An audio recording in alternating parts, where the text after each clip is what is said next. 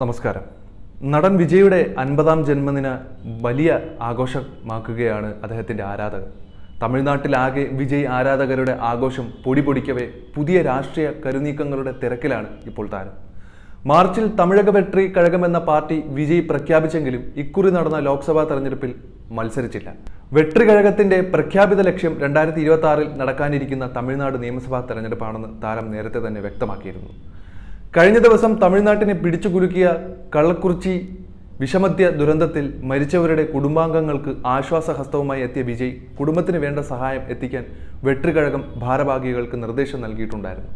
54 പേർ മരിച്ച വിഷമദ്യ ദുരന്തത്തിൽ തമിഴ്നാട് സർക്കാരിന്റെ സമീപനത്തെ അതിശക്തമായാണ് താരം അപലപിച്ചത്.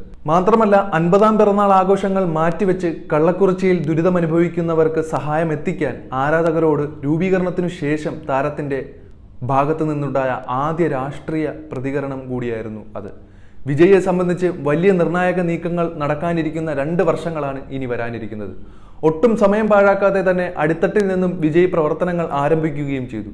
തമിഴക വെട്രി കഴകം പാർട്ടിക്ക് രൂപം നൽകുന്നതിന് മുമ്പേ തന്നെ ആരാധക സംഘടനയായ വിജയ് മക്കൾ ഇയക്കം മുഖേന നിരവധി പ്രവർത്തനങ്ങളാണ് താരം നടത്തിയത്.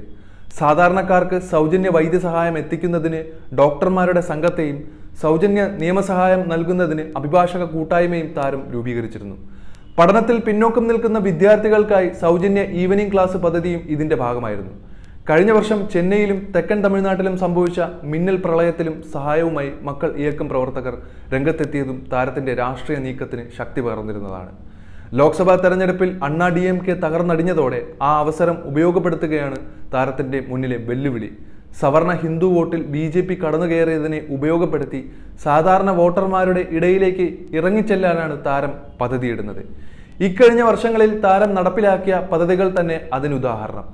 എന്തായാലും 2 വർഷത്തെ ഇടവേളയ്ക്ക് ശേഷം വരുന്ന നിയമസഭാ തെരഞ്ഞെടുപ്പിൽ സർവ്വസജീവമാകാൻ തന്നെ ഒരുങ്ങിയിറങ്ങിയിരിക്കുകയാണ് ദളപതി വിജയ്.